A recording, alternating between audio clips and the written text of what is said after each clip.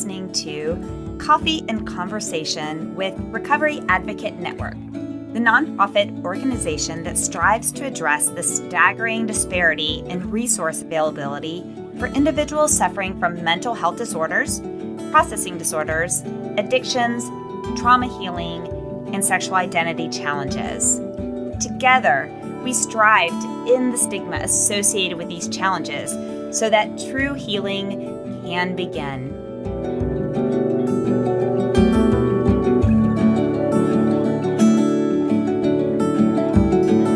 Welcome back to Coffee and Conversation with Recovery Advocate Network. I'm your host, Ange, and welcome you to episode number 63. Today's guest is Traynor Jennings. In this episode, Traynor shares his personal journey from addiction to achieving his recovery and rebuilding his life. He specifically highlights the turning point in his life when he started sharing his story openly. Traynor also talks about his career transitions and his passion projects, including his work with Believe in Your Spouse, a platform that encourages couples to believe in each other. Now, about Traynor. Traynor has a 2-decade career as a business owner, entrepreneur, and, more importantly, a loving husband. During this time, he has learned one of the most important lessons that one can learn, both personally and professionally. And it is that anything in life can be achieved if you believe in yourself. A recovering addict, Traynor now wakes up daily with a growing passion for teaching, mentoring, and coaching everyone around him that everything in life is absolutely possible. Okay, enough of this. Let's do it. But first, let's remember our 3 C's of engagement. Number 1, click that love, like, subscribe, follow, all of those buttons to make sure you don't miss future episodes. And hey, go ahead and click the share and share this with a friend or loved one. You never know who will need to hear this hope today. Okay, number 2, commit. Commit to staying for the full episode. I think those of you who've stayed for full episodes, you see that there's so much value throughout the conversation. And of course, you don't want to miss Traynor's motivational quote, right? And then what's our 3rd C? Well, of course, it's your coffee. So sit back, relax, and let's get started. Okay, listeners, welcome back to Recovery Advocate Network Coffee and Conversation. And I have Traynor Jennings here with me, and we have been talking about some random things, like set up as Ange moves to the East Coast, and I am in my very makeshift podcast studio. So if listeners, listeners, you don't care what I look like. If watchers, you're looking at me and saying, hey, Ange looks really tired, you're right, because I am so passionate about interviewing Traynor and other individuals for this podcast. Sleep is kind of not the priority for me right now. And setting up technology has been fun, which we've been discussing before we actually pressed record. And so now instead, I am going to transition to something that's really worthwhile for you because you took time to listen. And I am going to let Traynor go ahead and introduce himself. So you tell us why you're here today and why you tell us about yourself first off, and why you're here today, why you're interested in talking with Rand today. Yeah, so my name is Traynor, and I grew up in Hernando, Mississippi, which is in DeSoto County. It's about 30 minutes from Memphis, Tennessee. And I went to a private school. I graduated last in my high school. And I did 1.9 GPA, and I really tried hard, but I had a learning disability. And so then I went to college, and after about 7 years, the University of Mississippi was like, hey, I think it's time we both kind of separate. I really wasn't accomplishing a whole lot. And then I started a commercial cleaning company. And I had 2 partners, and then I started my own. And within like 10 months, I had some really large contracts, like the entire school district in Lafayette County, Mississippi. I had several school districts that I cleaned every single day. And I lost everything I had from gambling and alcohol. And I lost everything I had except for a 50-inch TV, a stereo system, my clothes, uh, and my family. And I went to rehab. I lived in a sober house for a year, started working for minimum wage, and got sober, got humble, and started my life over. That was in 2009 when I went to rehab, followed by living in a sober house in Dallas, Texas, and then I got married 5 years, almost 6 years ago, and I'm 43 years old. I can keep going, that's just. Well, That's just I'm synopsis. sitting here thinking, first off, for listeners, you have yet to research and pull up his links, which, by the way, I will include his links in the show notes and also in the intro and the outro. But what I'm sitting here thinking was, okay, well, I've actually seen your links. I know the story now versus then. And there's a huge leap between the two different scenarios of where you were when you came out of rehab and you were in sober living and you were working that minimum wage job and you had lost everything to gambling and alcohol to where you are today. I mean, a lot happened in that period of time, or a lot of resilience and hard work and some incredible things. So I'm pausing for a moment because I was absorbing that, knowing that. And now I am going to shut up and pause because I want to hear from you. Like, you've made huge dramatic change in your life, which I am super excited to hear about because I think there are so many listeners that can relate to the state of perhaps hopelessness and losing everything to saying, I am never going to amount to anything. Or individuals who maybe they have a learning disability and they don't know about it, or they do know about it and they're struggling and they think, oh, I'll never amount to anything. And yet here you're saying similar life experiences, and I know you've amounted to a lot. So, okay, where are we going to go first with this journey? Like, what is a turning point that you had? I don't know. I might be a little bit speechless, so I can't wait to hear how you're going to take this next. Yeah, so I would say the biggest turning point was when I went to rehab, and I went to Cumberland Heights in Nashville, and that was in August of 2009. And then I went for 30 days, and then I lived in a sober house. And when I went to the sober house, here I am being a former business owner. I had 60 employees working for me. And now I'm riding the bus, riding the train, riding public transportation, having a sign out on a board where I'm going. And the guy that kind of ran the owner of the sober living house, he made it, we had to go to AA meetings. And it's one of those things where, like, if you're an addict and you have to do something, you almost want to push away, even though that might be the green light to sobriety. It's just sometimes us addicts want to, like, no, I don't need that. And I felt like it was really pushed on us, which it should have been.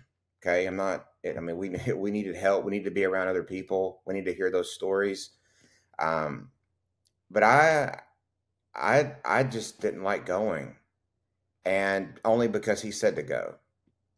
And I basically got kicked out of my sober living house for, they were basically like, because I had gotten a decent job after I started working for minimum wage at West Elm Furniture. I think I was making $7.25 an hour, $7.25 an hour. What year was this? That this was minimum? 2009. Okay, I was thinking about this recently because I just moved from California, and we were talking about minimum wage in California, and I thought, wow.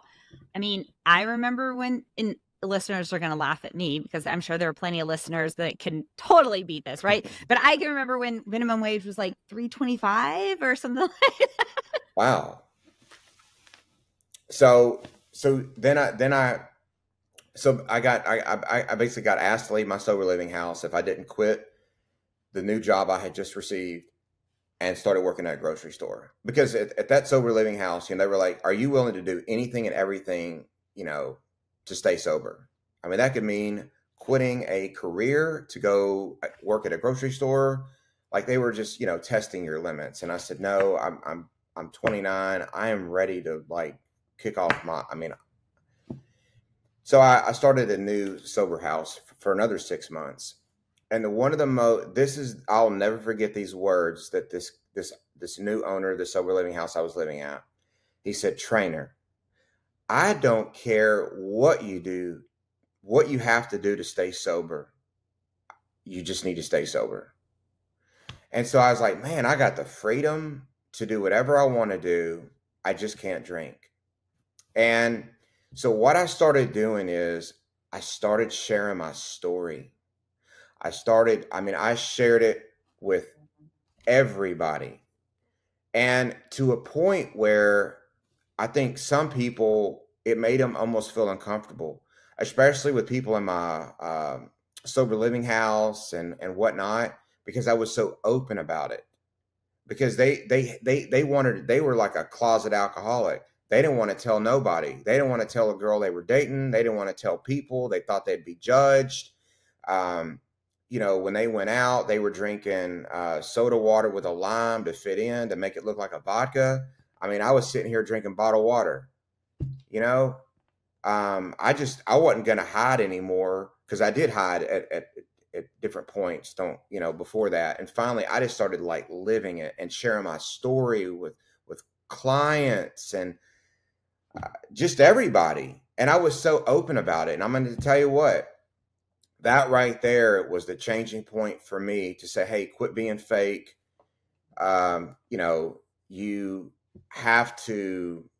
just have to be who you are and quit hiding it. And, if you didn't like me for being sober, I didn't want to be around you. Yeah, hey, we're good. I don't need to be that's fine. And one other thing, I also didn't want people to change their behavior because of me. So, I may say all the wrong things right now, but, I had a full bar in my house. I didn't touch it. I didn't want to touch it. You couldn't lay $5 million in cash on the ground and say, take it if you take a drink. No, I wouldn't do it. I wouldn't take it for $5 million. I wouldn't take it for no money. And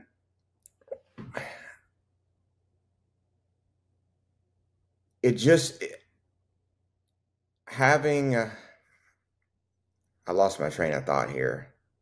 Well, I want to tag into one of the comments that you made that I think really stands out to a lot of individuals is you said, I may say all the wrong things. And the reason I love that comment is that there is so much of a stigma and this idea that there is only one way towards recovery, and you have to do this. You have to, and when I talked to Mary Beth O'Connor on the episode for her book, From Junkie to Judge, we talked about this, and we talked about look, let's be super clear. What works for this group of individuals is amazing, and yet it may not work for this group of individuals. So if you're in this path, just say, okay, here is an option. One option is that I come home and I clear all the alcohol in my house, and I tell everyone in my house we're not drinking alcohol anymore. And that is my path towards success.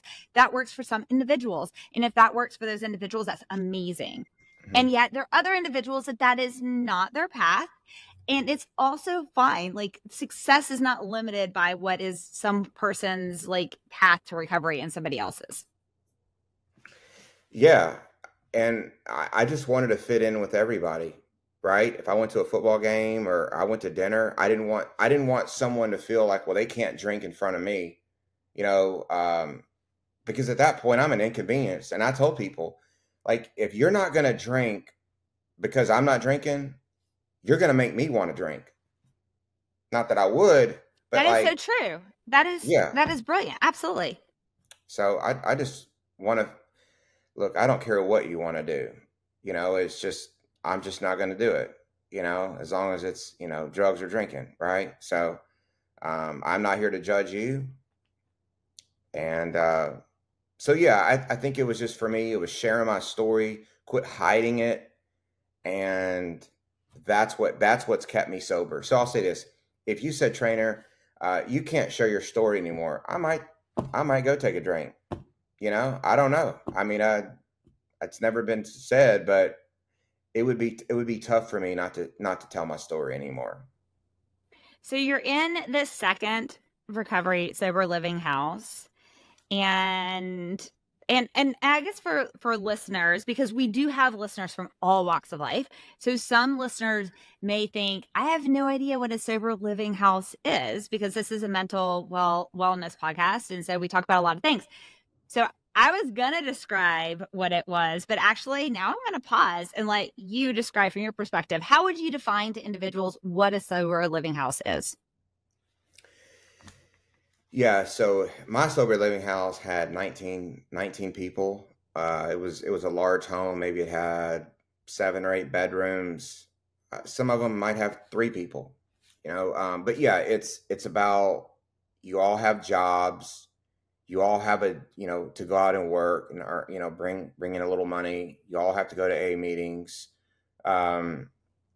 You have a chore in the house, right? Whether it's dishes, if it's mowing the grass, if it's doing whatever. A lot of times we go around the community and help others as well. And it's about accountability, right? We have group meetings where we will, like twice a week, we had a meeting with all of us to talk about what we're struggling with, what we notice about someone else. If we think someone else is drinking or whatever, drugging, whatever, it's at that time we call those people out and say, hey, you want to get real with us or not, right? So yeah, again, it's about accountability. It's not like a jail or anything. I was free to leave if I wanted to. If I just got up and walked out in the middle of the night, they might ask me not to come back. But yeah, we were, and a lot of times, like when you first are sober, you have to leave with someone else. You have to sign out on the board and where you're going. The second sober house I was at, it was more of for people that had 6 months of sobriety, longer term sobriety. We weren't babysat as much. But the first one I was at, there was a lot of accountability, like a lot of eyes on us. Yeah. So when I think of in general, if we're going to say from a holistic view of sober living houses, the purpose is to provide a transition from rehab or, an area where you're in recovery, and a safe environment to begin rejoining the community in baby steps, without just going to rehab and then immediately jumping back into your community, the stressors, all of the reasons that you drank, did drugs, whatever your addiction is. So the addiction could be gambling, could be sex addiction, could be anything. Okay. So whatever your addiction is. So it's really meant to be this transition period to allow the individual to begin to be held accountable for other people, but begin to resume life in smaller steps that research has shown is way more successful than that cut and dry, just move from a safe environment of treatment into a free for all, back into the stressors of life, and good luck with what you are. So a lot of sober living houses do have strict requirements, and they, have roles and chores, because everyone needs to pitch in together. You're at now a mini community, and do have ideas on, okay, most individuals are safer from drinking if they're not immediately out on their own. Therefore, we're going to have this buddy system. Okay. Or most people also are safe if they're not out past a certain period of time, unless they're working, because great things don't happen at 11 p.m. at night unless you're working a job, but otherwise you're probably getting into trouble. And so it's really set up to protect the individual from that and allow this level of healing. Some also include random drug and alcohol screens and things like that. And it's really meant to just set you up for success and the people around you up for success. So that's kind of the idea behind a sober living house. And I actually am a big believer in these aftercare programs like this, because I have seen both scenarios. And I just think if an individual has an opportunity to kind of transition more slowly back into the world, then their success afterwards is so much higher. Look, if you just do 30 days of rehab and you want to go out and live your life again, they told us that if we, when we leave the doors at Cumberland Heights, and that rehab was pretty expensive for 30 days. So your family, or you take a loan, you spend all that money.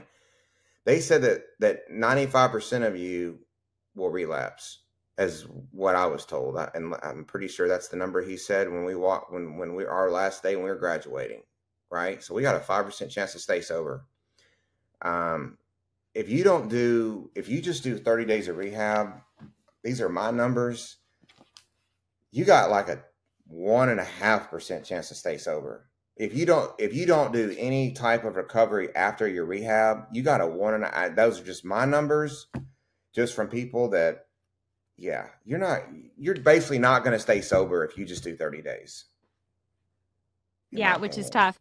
Okay, so so you make the wise decision and you go into sober living, which we've talked to several other guests on here that have talked about this as well, very adamantly, and I'm a believer. Okay, so you go into sober living and you're in your second sober living and you're working a job, and just like going back in time, right? You graduated from high school, you started this cleaning business. The cleaning business was very successful. Unfortunately, you went to alcohol and gambling, which was the challenge that you had. So you put the business on hold, or the business continued to run while you went into treatment? No, I had lost every... You'd lost the business. Lost every contract. It like snowballed, and it all happened within about just a few months. So you literally lost everything. I lost everything. And so then you go into treatment, and then you go into sober living, and you start working. And then what happened? Like, what was your life story, Traynor, from that point to where you are today? Like, I mean, I know you got married, but that wasn't your recipe for success. There were steps of you as a human being that led to that. What does that look like? My career just kept advancing, where, and I always took advantage of opportunities. And sometimes I have a heart to help people, but when people don't take advantage of opportunities that come their way, it's really hard for me to feel sorry for that person, only because I didn't get anything handed to me. I take that back. I got handed an opportunity, and I took advantage of it, and I ran with it. And then I got the next opportunity, and I ran with it. And I've done that. I've been doing that. So I've got almost 15 years sober in November. So I've been doing that for 15 years of whatever opportunity I had. I ran with it. Because there's a lot of people that just have opportunity. Hey, a lot of people have opportunities to go change their life, right? And they don't take advantage of it. And what happens? Well, some die, right? Some are still where they are. Some are still making the poor decisions because, they didn't take the opportunity of whatever that was. And so, yeah, no, so yes, I do feel sorry for people. But again, I would not be where I am today if I did not take advantage of opportunities. And when I see people that don't take advantage of opportunities, it's just hard for me to feel sorry for that person when, like you complain about the life you have, but you're not willing to take advantage of opportunities to change that. Like, quit complaining then.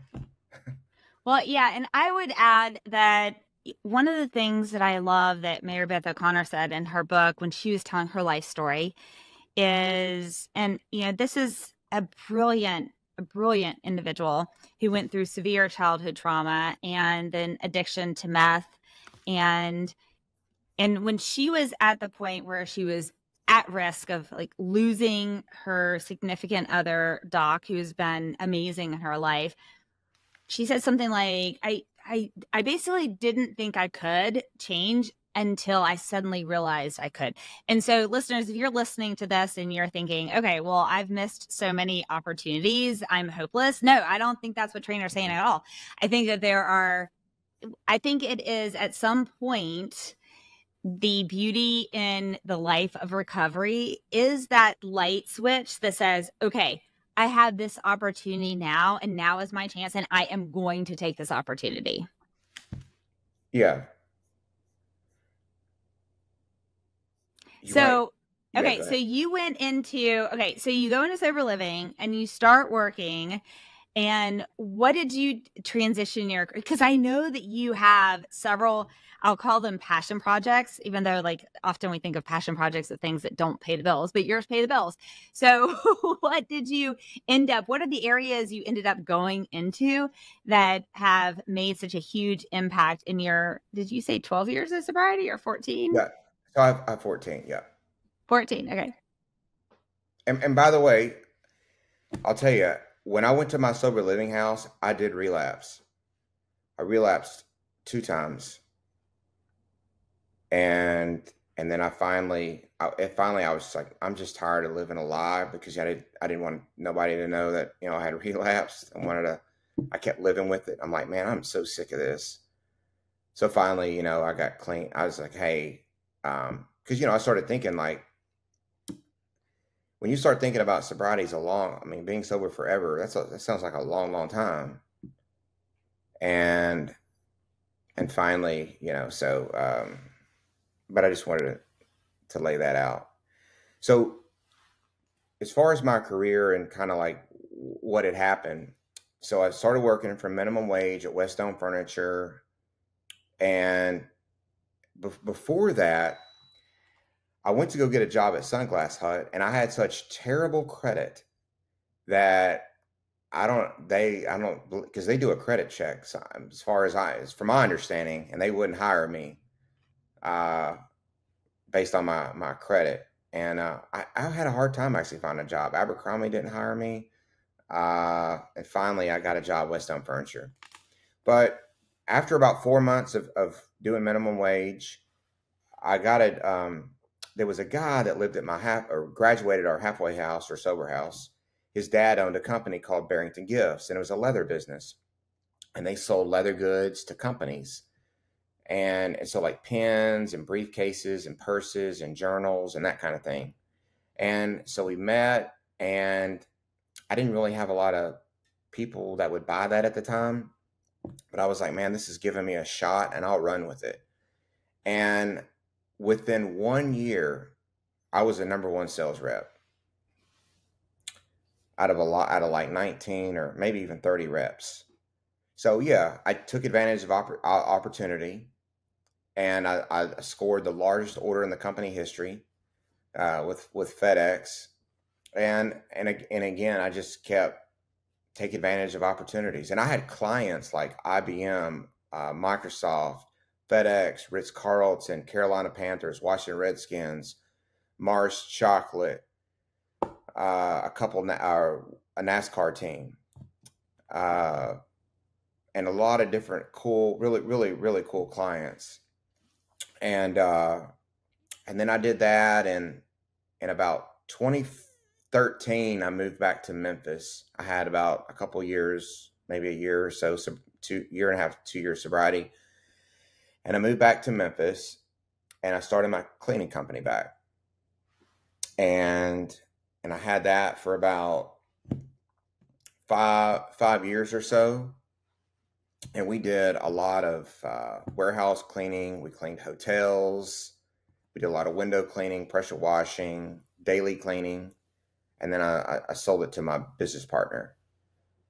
And then I started in a business called Amari Global. And yeah, so it's like wellness products. And then my wife does real estate. So I was able to, I'm not a real estate agent, but I do help her on a lot of things. So, and how I even got married was I was never going to get married. And I used to play golf growing up. I played golf at the country club. Even when I was 8 years old, I was playing with grown men. I was gambling. My mom really didn't know that.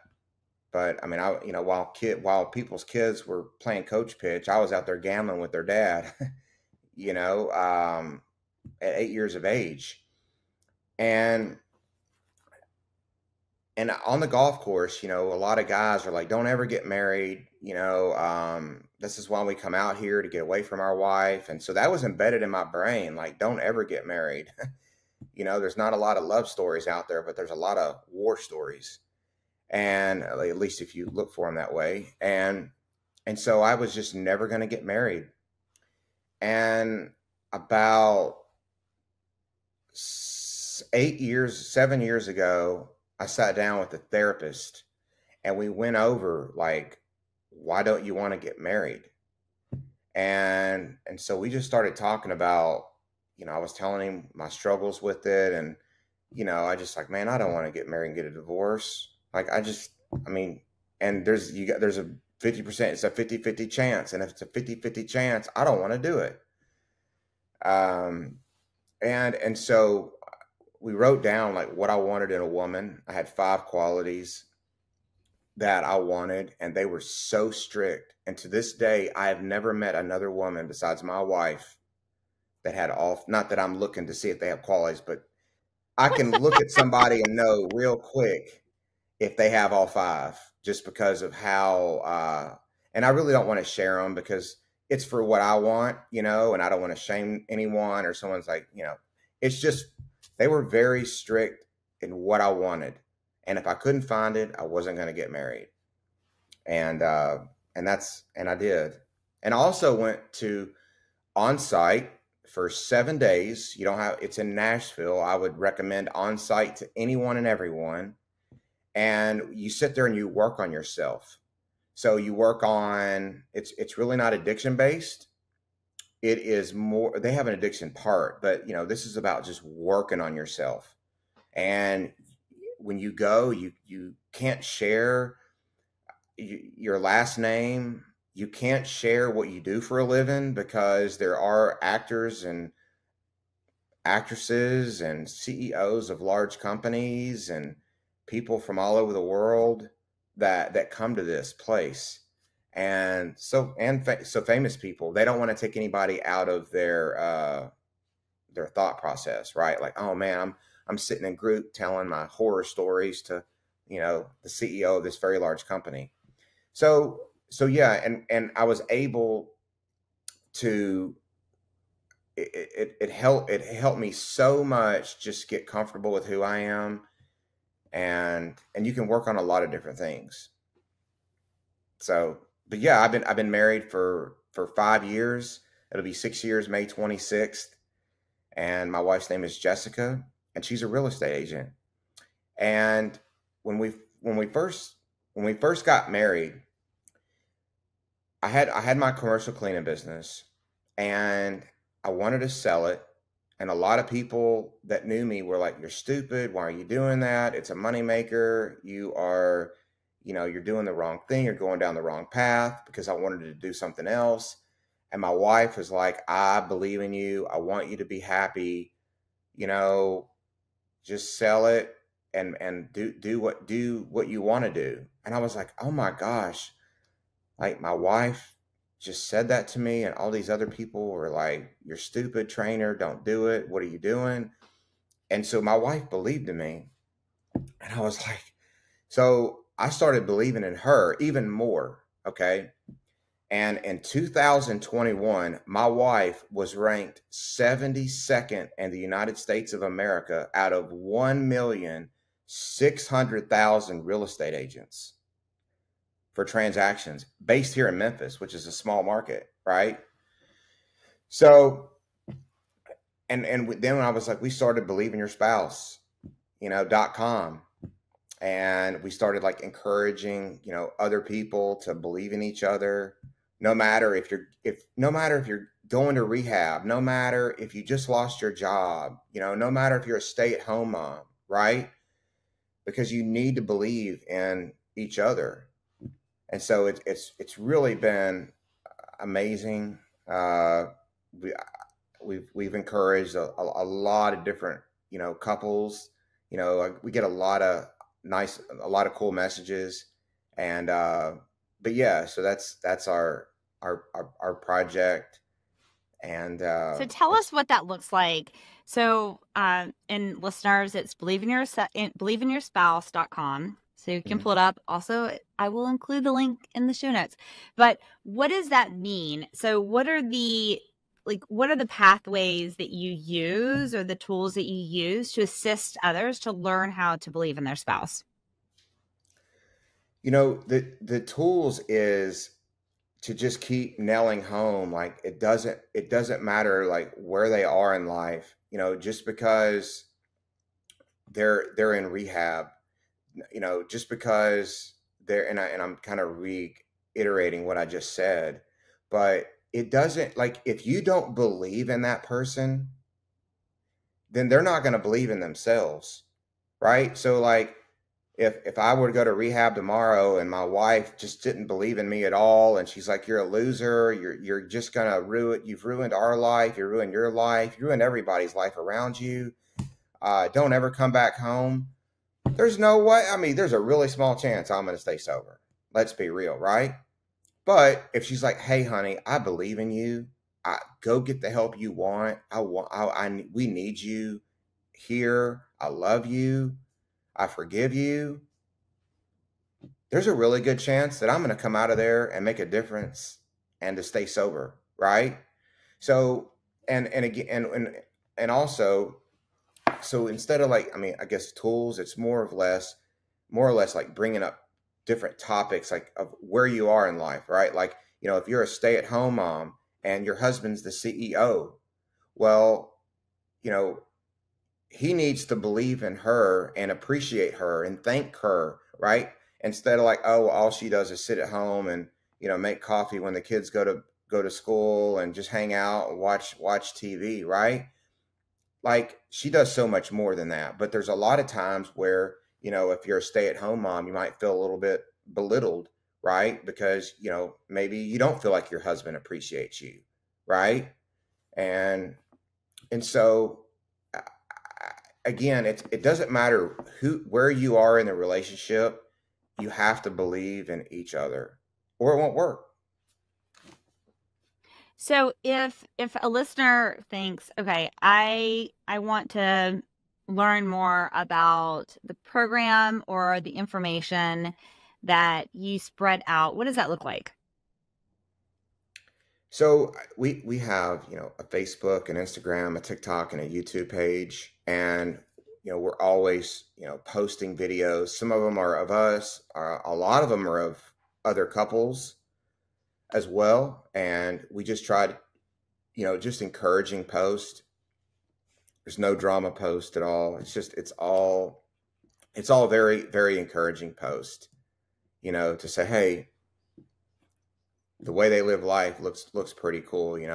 Maybe I should change a little bit. So, um, and in all of our pages are believe in your spouse, and we actually filed for the trademark, and it should be ready at the end of April. So we're gonna get it looks like we're gonna get the registered trademark for that. But yeah, you can check us out on social media. You can go into our webpage. We do have, shirts and hats and that kind of thing on there if you want to, like a hat right here, if you want to wear that around. Um, but yeah, we just try to encourage other couples, and it doesn't matter where you are in the relationship. You still have to believe in each other. I mean, hey, So you got married, right? Like, you obviously believed in that person the day you got married. You put a really expensive wedding ring, and you had a very expensive wedding, right? So you obviously believed in them. So don't let 5 years pass and kind of just start pumping the brakes and quit showing appreciation. Appreciation is another huge thing, and what we kind of promote, is thanking one another. Don't take each other for granted. which is like easier said than done, right? Mhm. So okay, so your wife is a real estate agent, and you have this as kind of a social platform that you have. And then you also are really big into Memphis and promoting the love for the Memphis area. So do you want to talk about that?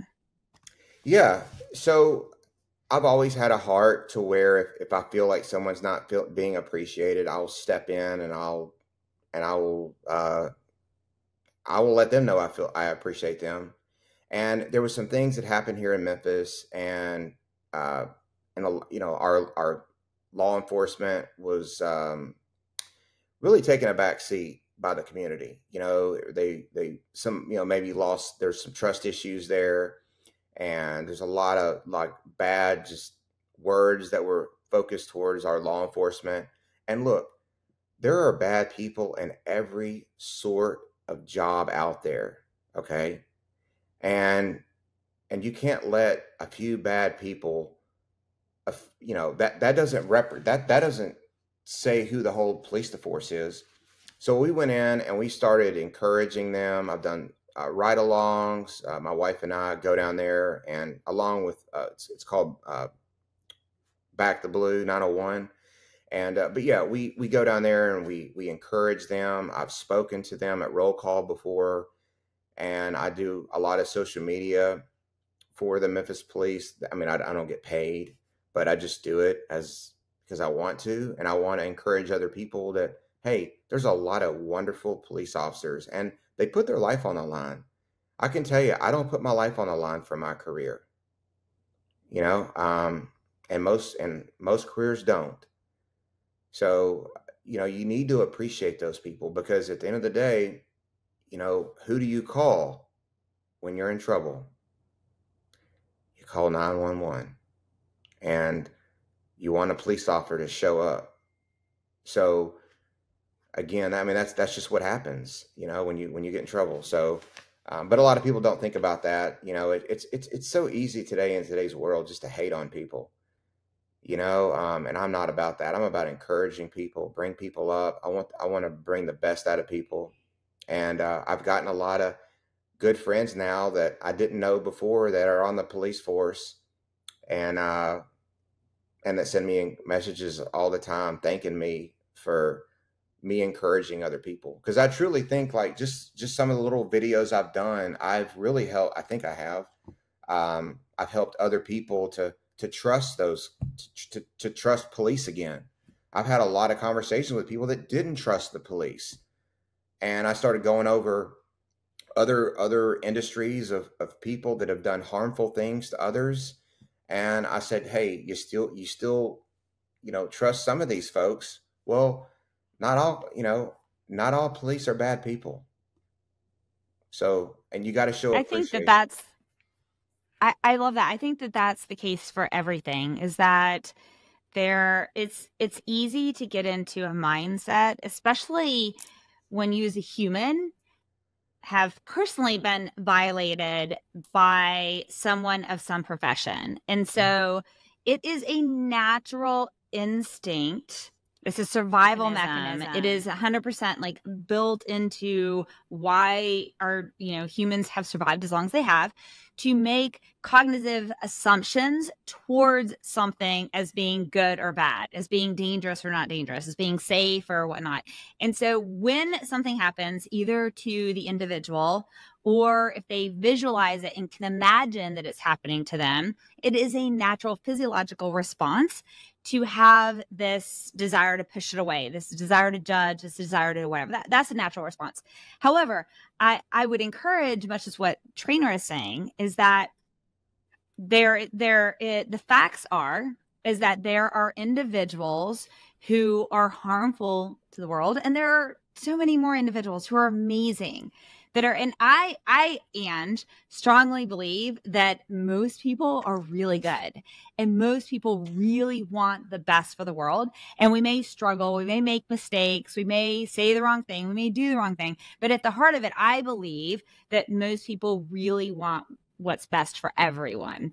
And that if I personally have to make a decision every day when something happens to look at the scenario and assume positive intent, assume that what the individual meant to do was the right thing. It may not have turned out the way that it was intended. There are plenty of things that I do that I really meant for it to be this way. That is not the way that it turned out. And I'm very grateful that so much of society has given me grace in those areas. And I think that, I also know some amazing police officers. My cousin is in the field. I know so many that in my kidnapping, my escape from my kidnapping, when I was talking to police officers afterwards, I had some that were amazing and some that were awful. And yet it wasn't the police officer role that was the challenge. It was the individual and whatever it was that they were dealing with and managing. And so the idea of supporting people across the board as human beings, not as a job, role, function, etc., that is a human being. I know for me, my quality of life as a human is so much better when I assume positive intent from everyone around me. Mm-hmm. Yep. So what message, Traynor, would you like to give to the recovery community in general? Like, what do you want to make sure that they hear from your message today? Tell your story. Do not hide your story. If you hide your story, there's a really good chance that you won't stay sober. And to be vulnerable with people, to be open, to be honest, and your story can have an impact on other people. And I love that. And I think it actually doesn't just tie. Yeah, I love that. And I think it doesn't just tie to staying sober. I think it's share your story, whatever it is. It could be from, drugs, alcohol, addiction. It could be your story of child abuse. It could be your story of failure in one area. There are so many different stories, but each of us are a unique human being. And when we share those stories, then we allow other people in into this level of intimacy that, as I'll say, I heard Dr. Lotta said, and oh my gosh, I hope I said that correctly, man. I'm like sitting here. So what Corey said in an earlier episode, and we were talking about psychodrama, and we were talking about therapy and different modalities. And he reminded me that intimacy really is into me see, right? And individuals cannot have a deep relationship with you if you're not willing to share your story, and if you're not willing to allow them to into me see, for example. Absolutely. Wow, I've never heard of that. I love it. And every time I actually was thinking the other day, I was thinking about that episode and thinking about sharing, being vulnerable about a challenge that I'm experiencing, and thinking, okay, I need to allow that individual to see into who I am. So I need to allow that intimacy to be vulnerable in that area. And every time I do that, I swear I feel so much stronger. I feel so much more connected. I feel as if I can do so much more in the world than I ever thought I could do by trying to hide something under a rug or, where someone didn't see. I mean, that's just insane. Okay. So before we end, it is a requirement of this podcast that everyone shares their favorite motivational quote. So what motivational quote do you want to make sure the listeners take away with? So my motivational quote is, I've learned that people will forget what you said. People will forget what you did, but people will never forget how you made them feel. I love that. That is so true. Absolutely spot on. Well, is there anything that you really hoped we would cover today that we haven't covered? I hope everyone got at least a little bit of something in there. We covered a whole lot in here. And, but again, just don't worry about people judging you. Like us addicts, like we think way too much. Like, oh my gosh, they're going to judge us and they're going to quit being my friend or whatever the case may be. Right. That's all in our head. but just to share your story, no matter what it is, even if you're not an addict, right? Just share where you came from, let people know who you are, and you'll change a lot of lives that way, Love it. Well, including thanks, Traynor, yourself. so much for your absolutely. Most quite frankly, I find way more change in my Yeah. life than probably anyone else's. So thank you so much for spending some time with us today. Awesome. All right. Well, hey, thank you so much.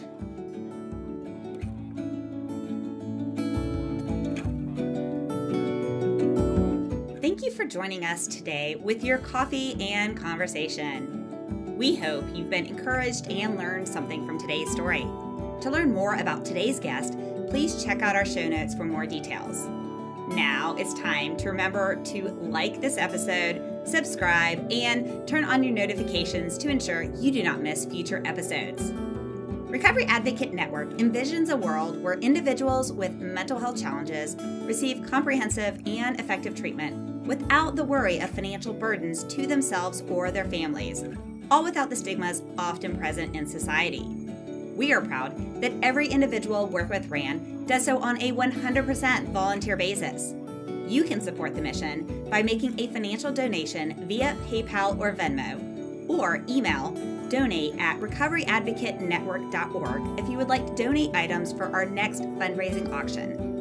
Please visit our website at www.recoveryadvocatenetwork.org to learn more.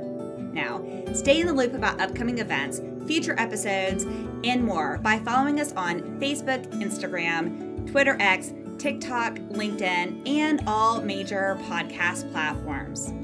As a reminder, the experiences and advice expressed in this episode are the host and guest's own personal stories and do not represent the opinions of any organization mentioned. RAN is passionate about opening the doors for all voices and experiences, not just those expressed in any particular podcast. If you want to share your experiences or expertise, we encourage you to be a future guest by emailing us at podcast@recoveryadvocatenetwork.org or submit a blog by emailing blog@recoveryadvocatenetwork.org. We also encourage you to comment on the episode so that we can continue to provide content that is most beneficial to the community. How do you do that? Visit our website at www.recoveryadvocatenetwork.org, and in the top right corner, click that comment button and comment. So listeners, what do you need to do? Pause what you're doing, subscribe, follow us. Please give us a like and a 5-star rating, write some meaningful comments, and most importantly, share these episodes with your friends. You never know whose heart you will touch, so please be a part of a reason someone has new hope today. If this episode was triggering to you, we encourage you to contact your support system, therapist, national and community support groups, the Global Crisis Text Line by texting 741-741, and/or if in the U.S., dialing 988 to reach the Suicide and Crisis Lifeline. If you're in the U.S. and need additional resources such as shelter, support group resources, transportation, food, and/or a safe, confidential path out of physical or emotional domestic abuse, please call 211 or visit www.211info.org for assistance. Now, we know you are very busy, and we are grateful that you said yes to sharing time with us today.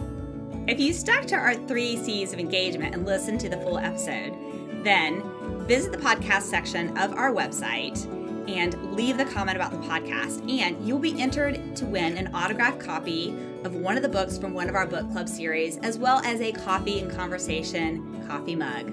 So thanks again. Until next time, back to your coffee.